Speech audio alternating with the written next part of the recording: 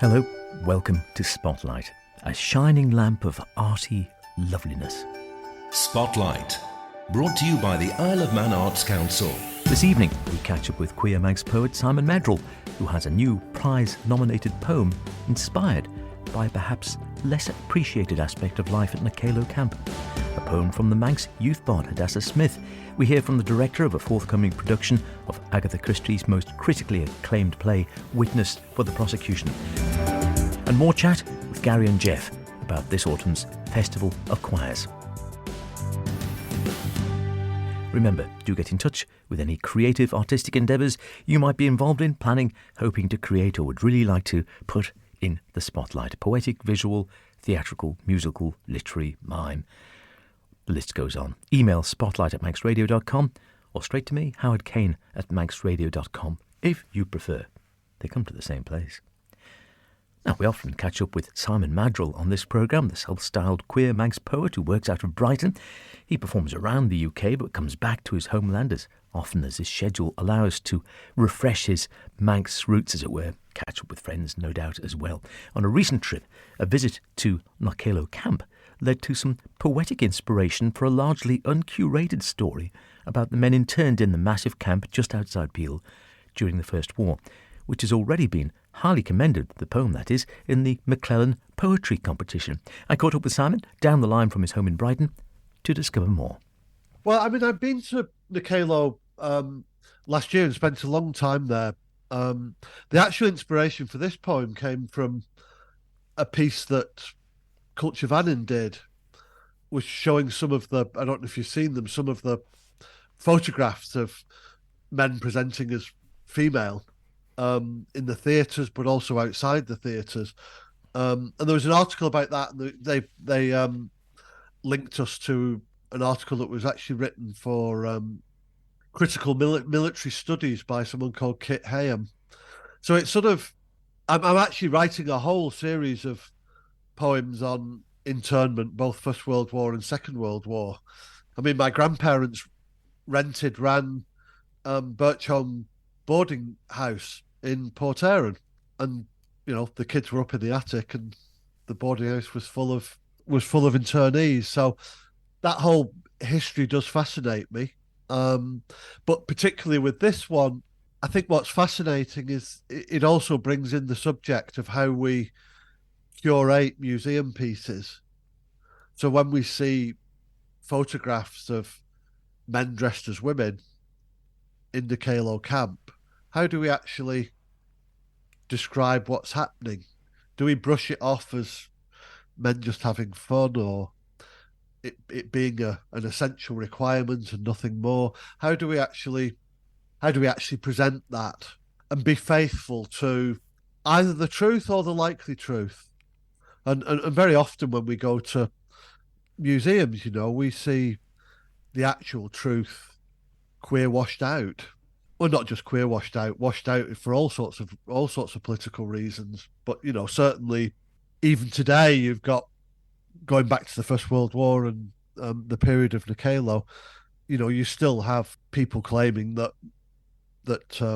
Wilfred Owen wasn't gay. You know, I mean, whether he would have used that word or not, you know, there is very, very little doubt. But so often in curation we ignore those truths because they're uncomfortable, or the way in which we portray some of the things that we see are washed or put or dismissed and such like. And my poem basically tries to address that by showing it, and I think, yeah, it's probably best to read it and then discuss perhaps some of the specifics afterwards. Otherwise, I'll end up saying the poem longer than saying the poem, if that makes sense. Yeah, well, let's do it. Let's hear it.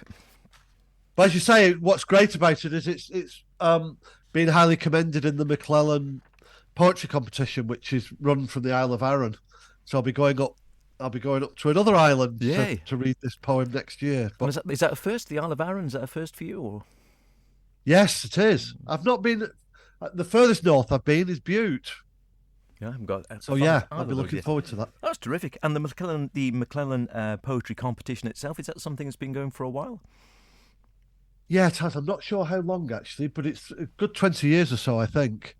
Let's actually hear the poem, like I said, and then we can chat a little bit more off the back of that. So, Knockaloe Camp. Those assigned male on entry were confined to subcamps of 1,000 each, 23 units in total. Just like this couplet form creates the whole. Varieties of shows, theatre plays, concerts and comedy, camp entertainment with many tens of thousands of gender holes in its casts. Presenting as female was now a possibility for countless internees who grabbed high heels and lipstick illusions, grasped those pearl and wig illusions, whatever it took, for whatever motivations, polyvalent, not ambivalent, just as those going on a stag do so for more than one reason. Like believing the custom, what happens in Knockaloe. Otto, for example, plays drag for a laugh. Me in a dress. I'm no Fraulein, and certainly not beautiful. But gorgeous Emil revels in facing up with slapstick and smiles, even though being noticed positively had been their abiding experience. Life is a masquerade, my dear. Gustav loved to boost morale, taking one for the team by dressing up and pinning gold stars onto his own chest. Bruno fancied boys as a kid. Of course he did. Loved the leading roles, but he also prefers being out front as the theatre attendant or backing up as a waitress, giving him free rein to flirt like a trooper, skirting offence and defence from within a pinafore dress. Reinhardt, from deep within their no woman's land, believed in recreating Heimat, that untranslatable feeling of hearth and home, by using female impersonators to keep the camp feelings, wearing a wholesome costume. Tony always knew she was a woman, and now also lives as a female outside of the 20 theatres in a way that presenting as a woman is the gateway to being herself. One lieutenant felt that for her, presenting as female on stage was acting in accordance with their own nature, their real self, but doubted how many others noticed. Hervig reserved such thinking for his private diary. I've realised recently how much better the world would be if some men were women and some women were men. An ambivalence that internment enabled certain freedoms, whilst liberation for many, even for the lettered and noted, took a year from war's end, after they lost or won their appeals against deportation to a place unknown to them. Just as going back to where you came from doesn't always garner medals or garlands around the neck. Like one Marguerite Klopfleisch, who was interned during World War II at Birch Home, and probably also detained in a ward. She was only really released from oppression in Germany, where she died in 1982. Great poem, and we'll discuss a little more about Simon's inspiration and poetic curation next week. Spotlight, brought to you by the Isle of Man Arts Council. The Festival of Choirs taking to the Villa stage in a month or so's time. Total of 19 choirs in the competition, a record entry, I believe, in a festival which has already put the island on the choir map around the UK as a friendly and well-organised event with the added excitement of being overseas, as it were. I chatted to Festival Director Jeff Corkish and Festival Coordinator Gary Corkle and put it to them that the festival was an excellent fit for the island's artistic scene. Of course, the Isle of Man's got a great choral tradition of its own, so it's wonderful to see this sort of festival taking place with not only local choirs, but say so many singers and choirs from around the country, and it's also a very social thing, I suppose, as well, isn't it? People singing choirs, and that was partly the reason for doing it. That because we both sing in a choir, the London Mailers Choir, we know how difficult it is to keep choirs together and keep interest, and so the idea behind it, I thought, was this is another gathering point for choirs, something to work for, to keep them going and keeping choirs together, and to come to the Isle of Man, coming overseas to the Isle of Man. Some people have never been to the Isle of Man before, but now they want to come back to the festival, so we're very proud of that, as I say. And just looking again at the weekend, the ensemble competition then, is that something separate? Yes, it is. We hold the final on a Sunday. And again, 2 festivals ago, we decided to introduce an ensemble to, if you like, just to pad out the Sunday a little bit more. So it's and we've got 6 ensembles, and it's a competition for small choirs between 4 and 12 voices, and it also gives the opportunity for some of the choristers singing on the Saturday, again, just to sing something different. And 1 or 2 of the choirs actually have separate ensembles to the main choir. And again, it's a nice start to the final. There's some lovely songs and some lovely little groups of singers in that class. Sounds terrific stuff. So, if people want to get involved, is it too late for choirs to still enter now? Are the entries closed, or can they still enter? No, the entries are closed. Because we produce a programme and all sorts of other things. We have a deadline of probably about 6 weeks ago for choirs to enter. But as far as the weekend is concerned, the Saturday and Sunday are open to anybody that wants to come along.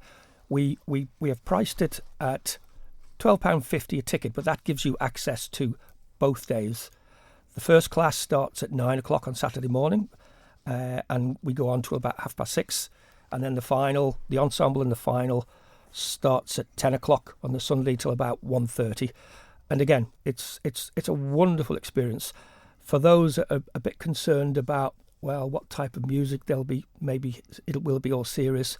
We do have a lot of serious music, a lot of choral music, but we have, again, songs from the shows. We have some rock songs. We have nursery rhymes. And Howard, if you're coming, we also have 1 song that's singing a sea shanty. Yay! So there's something for everybody. Something for everyone. Well, we've been grateful for the audience support, which has grown over the years as word has gone round that it's a great festival. Yeah. It's a great weekend to sit in the Villa Marina and hear choirs of great standard, but all genres of music. Typical, something for everyone, which is what we like to hear. Wonderful stuff. And of course, a lot of organisation, not cheap things to organise festivals like these, so plenty of help from authorities on the island. I'm very grateful that when I had the idea of doing this, I approached the department of which I was a member and suggested this. They saw the initiative, they appreciate the initiative, and since then they've supported it wholeheartedly. So very, very grateful to the department who keep it going. They're the underwriters of it. So well done to them, to the Department of Enterprise, Tourism in particular. Absolutely. And wonderful for the winner, the overall winner of the great weekend of choirs. There is a substantial cash prize, we should say. Yes. Well, the winners of each class win £500. So again, it's an incentive for the class. And second place in each get £150. But then the winner of the final gets an additional £1,500, making a total of £2,000 to the winning choir. That's a lot of money for a choir. Choirs are not cheap to keep going. So it's a great incentive, and we're grateful for their support. Long may it continue. More details online, Gary, if people want to go online and they think, I can't remember all that. Is it? The tickets are available from the Villa Gaiety website, or phoning their hotline 600 555, or just call in a person at the Welcome Centre or the Villa Marina reception, and they'll gladly sell you a ticket. Terrific. It sounds great. Best of luck with it. Wonderful to have the choirs celebrated here on the Isle of Man. Just finally, you're both great singers yourself, of course. Are you able to take part, either of you, or are you too busy doing the organisational side of things? No, we just find a little slot for us to slot in with the London Male Voice Choir. We do sing in competition, of course, but just to show that we're not biased in any way, we've never won a prize yet. And the Festival of Choirs takes place over the weekend of the 13th to the 15th of October. Once again, it has the support of its patron, Ireland-based star of Lord of the Rings, Indiana Jones, Robin Hood, Prince of Thieves and goodness knows what else, John Rhys Davies. Some more poetry. Hadassah Smith is the current Manx youth bard alongside the newly appointed senior bard, Boxy Kloss. We heard from Boxy last week. We'll have more from her in weeks to come, but we'd like to hear from Hadassah as well, the youth bard, as often as she has time here on Spotlight. Here's a lovely, timely one she's sent in recently, simply entitled, oh no, I'll leave Hadassah to tell you. My plum is calling me. You're probably wondering what I am. I'm no art, nor machine that is smart. I'm a plum that's beautiful and colourful. Everyone has a different plum that keeps them binding. My plum is calling me. It calls me to look deeper inside. It is not mean or dark, neither is it unkind. It's special. It's mine. My plum is calling me. It dances and swings and twirls about. My plum can see me. However, I cannot see it. It hides deep inside. Do I dare go that deep? My plum is calling me. I must go down now. My plum is calling me. I am with it now. A thoughtful and empathetic poem from the Manx youth bard Hadassah Smith. Look out for her at poetry events around the island from time to time. I think she features in the paper as well. Finally, this evening... Mrs. Roll, or Mrs. Helm, which do you prefer to be called? It does not matter. Does it not? In this country we are inclined to take a rather more serious view of marriage. However, Frau Helm, it would appear, that when you first met the prisoner in Hamburg, you lied to him about your marital status. I wanted to get out of Germany, so... You lied, did you not? Just yes or no, please. Yes. Thank you. A clip from the 1957 movie version of Agatha Christie's classic stage play and possibly her most critically acclaimed, Witness for the Prosecution, featuring Charles Lawton and Marlene Dietrich there. Not a bad lineup, eh? Well, I can't promise those particular actors, sadly, for obvious reasons, but the play itself will be coming to the Gaiety stage this November, courtesy of local group The Service Players. Director of the play, Sharon Walker, told me more. Who doesn't want to direct an Agatha Christie play? There are so many to choose from, but this particular play is fantastic because there are so many twists and turns in it. It's an absolute joy for a director to be able to convey a story where the audience has the opportunity to decide whether they think the story that's being presented in front of them is the right interpretation or not. So I was really, really fortunate to see a production of this at County Hall in London earlier on this year, where they actually use the whole procedure, the whole surroundings for the courtroom. So you felt very much like you were sat in the court watching the actual trial happening. So it was in the round, and I took great inspiration from that. So when I was presented with the opportunity of directing for my first time at the Gaiety for this by the Service Players, I thought, well, this would be a great play to choose. And it was a real opportunity to be able to do something different with it as well. So we're giving the audience the opportunity to be in the jury for this play. Oh gosh. And come and sit on the stage and be part of the courtroom scene. So I'm hoping that will interest people who perhaps don't always come and see normal sort of drama performances. But as I say, it's a classic Agatha Christie at heart. Lots of twists and turns. Although it's interesting, it's not a Hercule Poirot or a Miss Marple. It's very much, it stands alone as its own story. So yeah, it's a fantastic play. And it is a courtroom drama, realistically. Very much, very much. There are a couple of scenes in one of the barristers' chambers, but essentially all the court action happens in the courtroom. Some very dramatic witness statements given by the defendant himself, Leonard Vole, but also his wife, who's a very charismatic and appears to be emotionless wife, who turns out actually to be quite a critical part of the actual development of the plot. So, yes, very much a courtroom drama. As I say, who decides to become the foreman of the jury out of our general public has the opportunity to announce the verdict, to do the guilty or not guilty line as well. So, does that mean there's two endings? Well, you'll have to wait and see, won't you? Does it present a challenge then as a director? And whilst you're saying it's your first full-length play at the Gaiety, you're no stranger to directing. You've done one acts before, and obviously you've been on the stage a long time or whatever. Particular challenges when it's so much set in the courtroom from the point of view, obviously that means then generally there's not a great deal of movement. Absolutely that. And what you don't want to happen is for it to be literally a case of the witness trotting on and trotting off again. So we're doing something different with it. Not only are the jury going to be on the stage, a lot of the entrances and exits will be through the auditorium. A lot of the cast for the courtroom drama itself, the general public gallery for the courtroom is actually in the auditorium and in the boxes. So again, real opportunity for the whole audience to be involved and I hope feel part of it. It does sound very exciting, I must admit. Acting point or acting wise, obviously the service play is best known, I suppose, for doing comedies and farces and such like over the year, although they certainly are no stranger to doing straight plays. Plenty of actors and actresses interested in doing pieces like this, as you say, courtroom drama, Agatha Christie, sort of tense sort of thrillers. Oh, absolutely. I was really, really lucky when I came to, we had the read-throughs, the auditions. I had my choice of cast, and that's always really nice because there are always times where you cast a play and sometimes you're scratching around a little bit to find people. Often the way. But that's not the case here. We've got some fantastic people involved. Playing the defendant is a guy called Daniel Sebastian Gray, who's just been in Merchant of Venice with John Walker, who's also in it.